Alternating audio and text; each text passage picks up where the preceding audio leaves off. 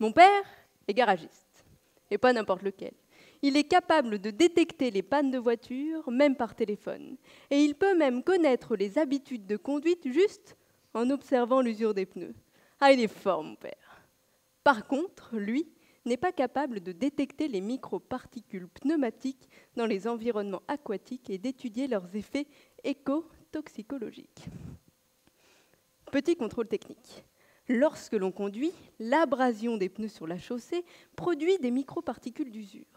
Ces microparticules peuvent alors être transportées par les vents, se déposer sur les sols, être emportées par les eaux de ruissellement, se retrouver dans les rivières, les mers, les océans, voire même dans l'estomac des poissons. Et s'ils sont comestibles, bon, poursuivons. Avez-vous une idée de quoi est composé un pneu? Du caoutchouc, certes, mais aussi d'une longue liste de produits chimiques indispensables pour des exigences de performance, comme l'éthiazole ou l'éthurame, pour améliorer les propriétés physiques ou mécaniques, des antioxydants, pour augmenter la durée de vie du pneu, comme la très connue N1,3-diméthylbutyl-N-phényl-P-phénylendiamine.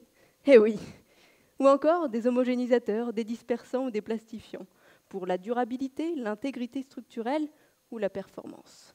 Et tous ces produits, au nom parfois barbare, font des microparticules de pneus de vrais cocktails chimiques, d'où l'importance de les quantifier et d'évaluer leur toxicité. Suite du contrôle technique, point 1. Apprendre à identifier les microparticules de pneus en laboratoire. Et pour ça, je n'ai pas de valise électronique comme mon père, mais j'utilise des machines aux technologies de pointe, comme le Spotlight 400 FTIR Imaging System ou encore la pyrolyse GCMS, afin de développer des méthodologies rigoureuses de détection et d'identification. Point 2. Analyser des échantillons d'eau pluviale provenant du réseau routier, afin d'évaluer l'étendue de la contamination environnementale. Et enfin, point 3.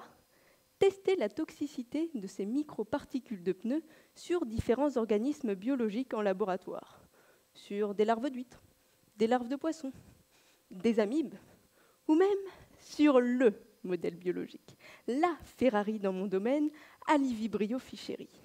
Cette bactérie bioluminescente émet une lumière intense lorsqu'elle est dans un environnement adéquat pour elle. Au contraire, lorsqu'elle est dans un environnement qui ne lui convient pas, alors elle émet moins de lumière.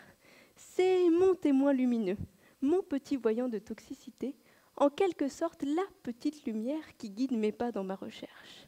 Ainsi, tentant de comprendre la mécanique des choses entre mes microparticules et le vivant, je relève le défi d'évaluer cette pollution invisible.